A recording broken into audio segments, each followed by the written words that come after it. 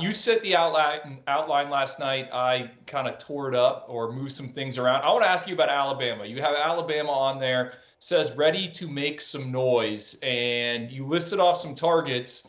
Now, Alabama, Kalen DeBoer's there. They're number 33 in the rankings, just 2 commits. In the new look SEC, that class would rank 11th. So, what do we need to know about the Crimson Tide? Because I'm wondering, when are they going to get things going on the recruiting trail? Yeah, shout out to Anna Adams, our new national reporter. She talked about top 247 receiver Travis Smith out of Atlanta. Georgia, Tennessee, Auburn, Georgia Tech, Ole Miss, all going to land official visits as it stands right now. But keep an eye on Alabama. I talked to some people connected with the Crimson Tide, and they think that they are an absolute sleeper, and they expect Jamarcus Shepard to be very much have Alabama very much in contention there. Another one, 3-star cornerback Onis Konanbani from South Carolina. All the buzz is about North Carolina, Miami, South Carolina. But I actually think with this recent Alabama offer could potentially be a game changer. They feel like they're gaining some steam there. Top 100 offensive lineman Micah DeBose out of Alabama.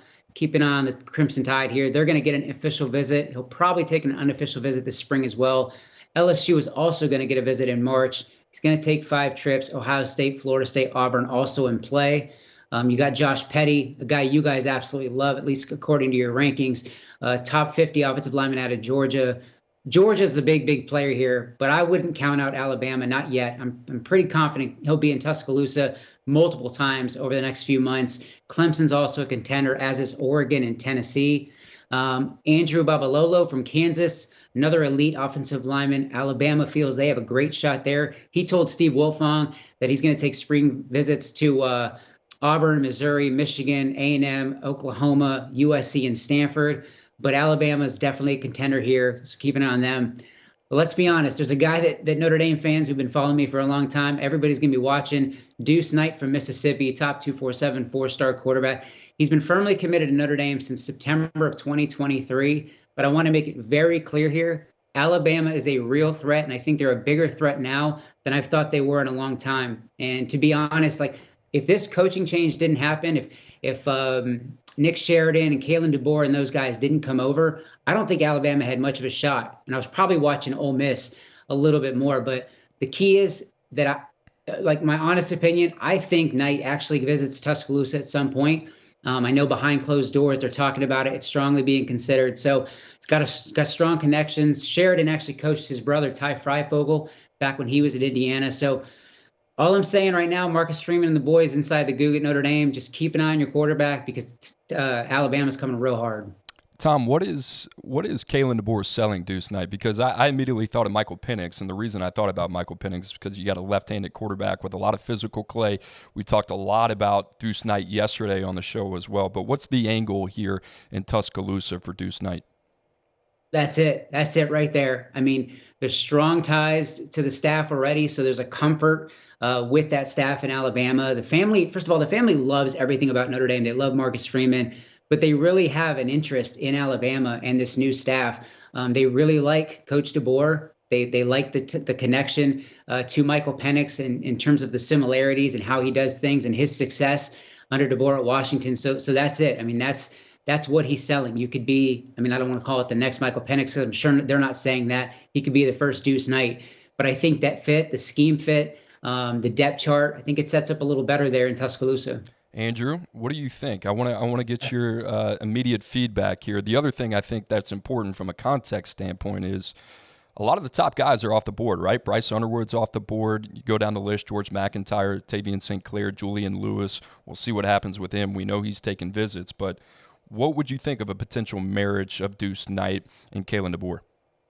I kind of love it, right? Because I'm thinking about what you see Michael Penix or what he did at Washington. And remember, we saw him at the Elite 11 finals. He was one of those kids that went through the pro day, one of the counselors out there. And then you mirror that up to what we saw from Deuce Knight this past weekend at the Under Armour camp. I think it's a similar trajectory with those footballs. You talk about it, both left-handers, both, that slot can put it on a rope to the outside. So I can definitely see that. And I would be excited about Alabama because I have been wondering, what is the plan for them at quarterback moving forward with Julian Sayin leaving for Ohio State. They bring in Austin Mack. That was DeBoer's guy at Washington. But as you said, Cooper, a lot of the top arms are committed. Now there's always going to be some shuffling with those quarterbacks, but I was interested to. I've been waiting to see who they would circle, and Deuce Knight is certainly kind of an eyebrow raiser for me. I get excited about the offensive line too. Josh Petty, Babaloa, DeBose, all names that we like a lot. I think what's interesting also about Alabama is that they're ushering in a new offensive line coach after Scott Huff is off to the Seattle Seahawks. So it'd be interesting. But you look at Washington. I think a lot of people look at that offense and they say, all right, well the foundation of that offense is Michael Penix, those receivers, Adunze, McMillan, Polk. That offensive line won a Joe Moore Award last year as well. Dylan Johnson was also a huge component to their success down the line. So, Drew, at least for me, they got to get the trenches right, especially in the Southeastern Conference. Coop, I actually wrote this down. This feels like Alabama offensive line recruiting of 5 years ago when they were involved with all the high-profile tackles. Now, I know they've gotten some guys, Caden Proctor, who they pried away from Iowa, but it seems like it kind of trailed off a little bit in the final years of the Nick Saban regime in Tuscaloosa. To me, you look at this list, and it's like, okay, Josh Petty, Andrew Babaloa, those are two extremely athletic offensive tackles. You see where we have them ranked. I think that is certainly something to keep an eye on. We talked about Clemson and Matt Luke, what they're doing up front in the trenches. Alabama, man, if they can get one or even two of those guys, you have to feel good about the corner moving forward for Alabama. We wanted to know what the pulse of the Alabama program was when it came to recruiting under Kalen DeBoer. Tom, you talked about it, I think, just a week ago, and it was kind of crickets. So a week later, you turn the page, it looks like Alabama's starting to get into gear a little bit under Kalen DeBoer. Now, another team that has some ties to the Southeast and especially the state of Florida. How about Penn State? Let's talk about them.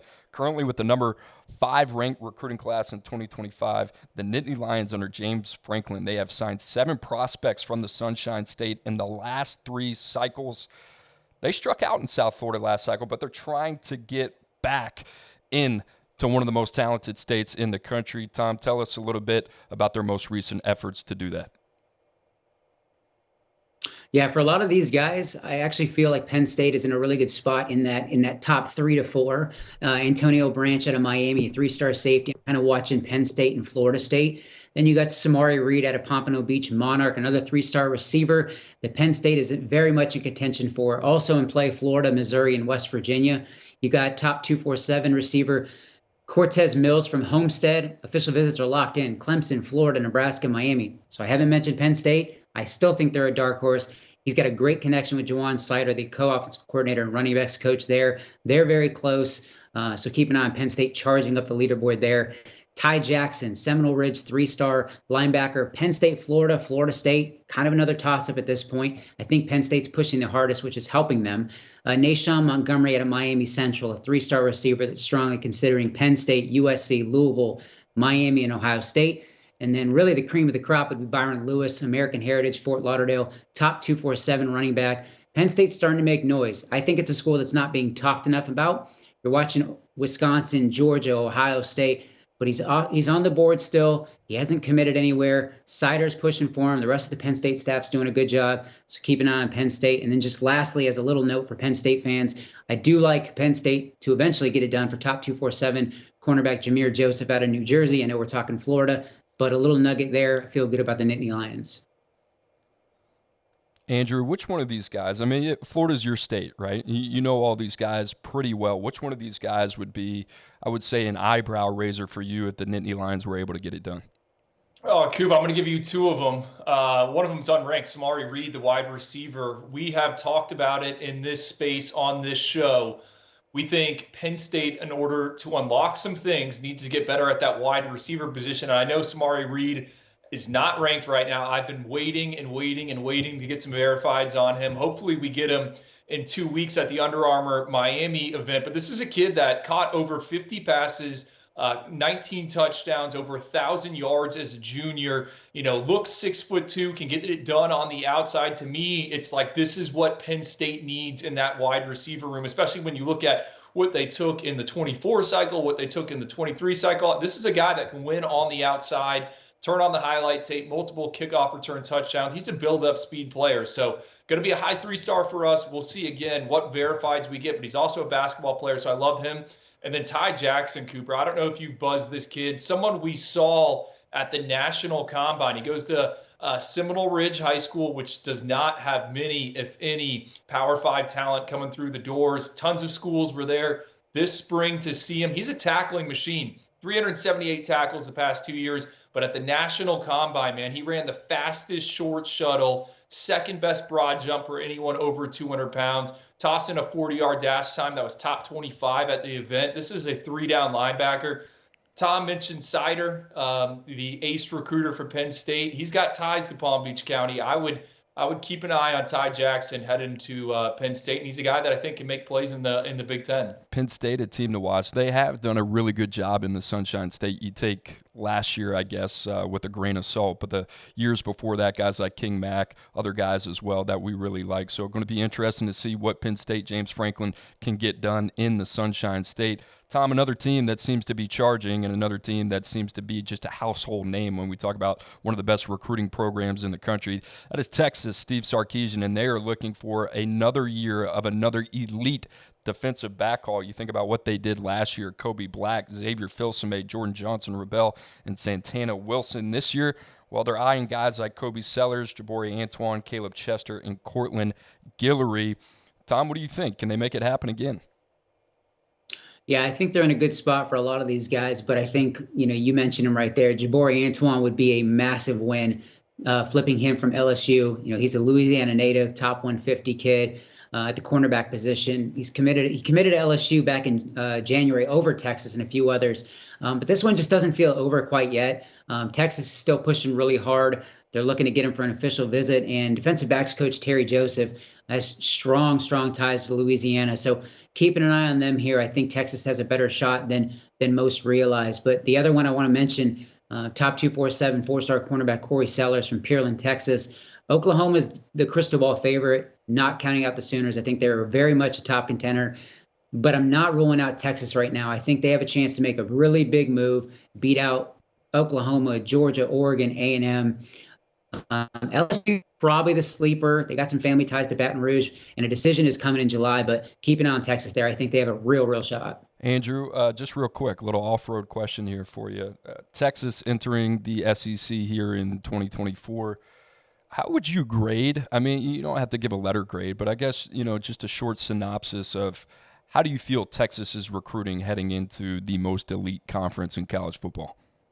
Well, I was going to toss this question to you guys. It feels like Texas is recruiting as national as ever. I mean, would you guys kind of agree with that? I mean, 2 weeks ago, Steve Sarkisian was in Orlando speaking at a Nike coaches clinic, and I think that was a strategy play. I mean, Texas pulled Cedric Baxter out of the Sunshine State. That was really the first time in a while that they had gone into Florida and landed a blue chipper like that. I think what stands out to me, and I know there's a lot of Texas DBs or guys from the Lone Star State that Tom just brought up, but Jabari Antoine, I mean, that's a kid from Louisiana. It seems like under Sark, Texas is not afraid to go outside the borders, and it's an interesting play, especially given the talent in the NFL players that come out of Texas. I think you got to be careful with that strategy, but I also think if you're calculated, it could work out. Like, I think you and I talked about it, Andrew, a little bit. When they went to Florida to get C.J. Baxter, I thought that was such a huge statement. You get one of the best running backs in the country. You see the immediate return on investment. Guys like Tashard Choice, those are guys that kind of can transcend geographical boundaries, I feel like, from a relationship standpoint. Louisiana is interesting as well because they dip in there, I think, just last year, 2023, go get a guy like Derek Williams. That's a guy that plays for them very early on the back end, going to be a staple of who they're going to be. So Texas, an interesting spot. I agree with you. I mean, Texas and the state of Florida, they put out more talent per capita every year in the NFL. So you got to be careful to kind of toe the line a little bit there. Tom, we're going to go out west, speaking of geographical boundaries, and we're going to go to Arizona, a team we don't talk a lot about on this show, especially since Jedd Fisch has moved to the University of Washington. The Wildcats, they currently have the number 66 ranked recruiting class. Well, that makes sense. You only have one prospect committed, and that's a Georgia-based athlete from Bryce Lewis. they have some targets here, and you see those guys here. Mason Posa, a guy that we really like, Logan Powell as well. Tom, tell us a little bit about what the Wildcats got cooking under Brent Brennan. Yeah, Mason Posa was fired up to land that Arizona offer. Strong ties with linebackers coach Danny Gonzalez, but keeping on Oregon, A&M, Utah, USC. They're all major contenders. But if Arizona can keep him local and land him, that's going to be a massive win for the Wildcats. But a couple other guys, 4-star offensive lineman Logan Powell from Brophy Prep in Phoenix. Little tongue twister. His brother plays for the Wildcats, so there's clearly a familiarity and a comfort level with Arizona right now. But I like Arizona. I think they're a really big contender there. But I mean, this kid's got a national offer list. So you're looking at A&M, Tennessee, Michigan, all major contenders. The one I'm really watching, I think it would be, and I know he's just a 3-star, but the big fish would be Raiden Vines Bright out of IMG Academy. He is originally from Arizona before transferring to Bradenton, but I think Arizona is a dark horse. I think they have a very real shot. The staff at Arizona feels really good about it. Notre Dame, USC, Michigan, Washington are all pushing hard to land him. But in the end, this guy could be a homebody, and coming back home to play for Arizona, I think, is a very real possibility. Little Zona scoop. Got to love it. And, Drew, you got something here on the Wildcats? The rule of thumb with the IMG Academy kids is if they transfer in, they normally transfer somewhere back close to home. That has kind of been the trend over the years, especially the ones that just show up for their senior season. The guys that come in as sophomores and juniors, that changes a little bit, but normally they go back to that same area. And Tom, I know you keep saying Raiden Vines Bright is a 3-star. We'll see him at this IMG Pro Day. I think it's next week. I'm fired up because I love the tape. I absolutely love it of Vines Bright. I got to keep an eye on Tom over there, man. Swerving out of his lane. He's getting used to it. Hey, Tom, you got a good set of eyes, baby. We love it. All right, let's talk about the Huskies a little bit. We talked about Jedd Fisch leaving Arizona, going to UW there in Seattle. I'm interested to kind of see what this recruiting operation is going to look like in Montlake. Right now, ranked the number 44 class in the country, number 11 in the Big Ten. Tom, what's the latest out of Seattle? Top 100 linebacker is Adrius Rainey Sale from Washington. He was actually a Huskies commit at one point. I think Washington is a threat to get them back in the class. He's got a big Alabama visit on deck this spring. I think in the end, it's going to be, do I want to stay home and play for Washington? And then you got Hayden Lowe, top 247 defensive lineman out of Oaks Christian in Westlake Village, California. Washington's a big player here. They're pushing really hard for the California native. The Huskies feel really good about their chances.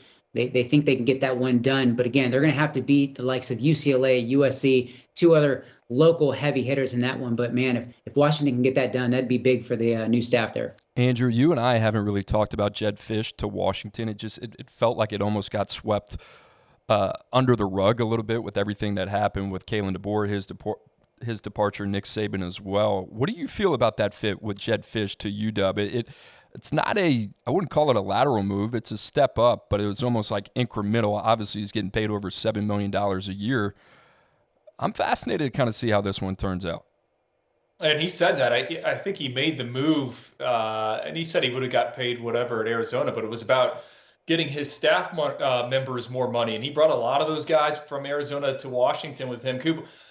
When Jedd Fisch was hired at Arizona, I think me and you both kind of scratched our heads, and everyone else in the national media, like, is this guy going to be able to recruit at, a program like that? And then 2 years later, we were kind of, giving glowing reviews of the recruiting class and the talent and the type of players he's got there. Look, I think it's going to be difficult at Washington on field in 2024. They lose a lot from what we saw in the college football playoff and from this past season. So to me, Jedd and that staff are going to have to be able to generate some momentum, sell the vision of the new coach, and we'll see where they finish in the rankings. But it's not kind of like a ideal situation in my eyes, even though they're coming off again an appearance in the title game and being kind of the toast of the town in college football. Like, I think it is not going to be easy. And Coop, I don't know if you agree just kind of with that thought process. Yeah, I think 1 win in his first season, 5 in the second, 10 in the third. So you talk about,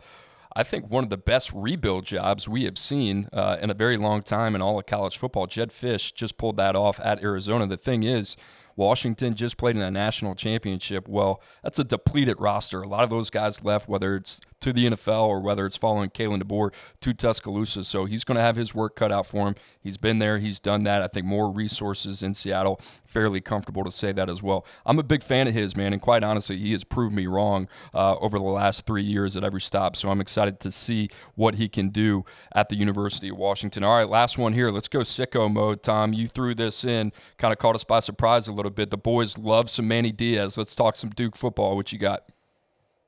Yeah, I think that he's the key here. So they got linebacker Luke Metz out of Mill Creek in Georgia. Duke's doing a great job. I think they're kind of a dark horse. It's not being talked about enough. But I will say I liked Duke a little bit more before LSU decided to offer and make this one a lot more interesting. So Metz is going to visit in March and check out LSU. But as it stands right now, Duke's a top contender. They're a major player in this one, and also keep an eye on Virginia and Oklahoma. But the big fish, Bryce Davis from Greensboro, North Carolina, top 100 edge rusher. I actually feel better right now about Duke's chances with Davis than I do about Metz. They're in a tight battle with North Carolina, Georgia, Clemson, Ohio State. And I think on paper, most would be shocked if Duke won this recruitment. But Manny Diaz, Harlan Bower, they have Davis a lot higher on Duke than most realize. And the family loves everything about Duke. Academics, the athletics, everything kind of seems to sit well with the Davis family. So keeping an eye on Duke, that would be a major, major win. Drew, I love some Bryce Davis, man. He could play. I think that kid is a playmaker. And for Duke to potentially be able to pull that one off, I mean, Drew, you've been a Manny Diaz guy for quite some time now. What do you think about his efforts there at Duke and what Duke can be? Can he pick it up from where Mike Elko left it? I think he can kind of keep it on course. I will say this. I think Duke already has 3 commits in the 25 cycle.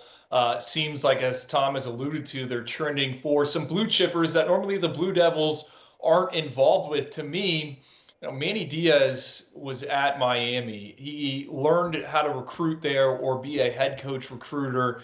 You can poke a lot of holes in how it went in his final recruiting classes. Gets out of football, resurfaces at Penn State, where he learns under James Franklin. I think he has shown up in Durham with a newfound sense of urgency, and he wants to get it done on the recruiting trail. Like, to me, I'm surprised they have this many guys already in the boat for a guy that was hired a little bit later in the cycle. So fired up to see how this class comes together, and the strength is going to be on that defensive side of the ball. His scheme, it is super friendly for defensive linemen. Like, they are telling Bryce Davis, all right, you are going to rack up sacks.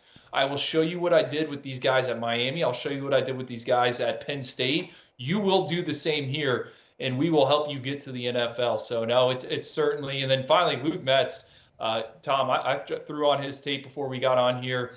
Man, it's a 2-down linebacker with instincts. That guy can play some football out of Mill Creek, which has churned out some really notable players here in recent cycles, like Caleb Downs. Encouraging to say the least that they're in it with a guy like Bryce Davis, top 100 prospect in 2025. Tom Loy, a pleasure as always. Fantastic job. Tom Loy, brought to you by Roback, always outfitting our man, making sure that he's looking the best in the business. You can follow him at Tom Loy 247.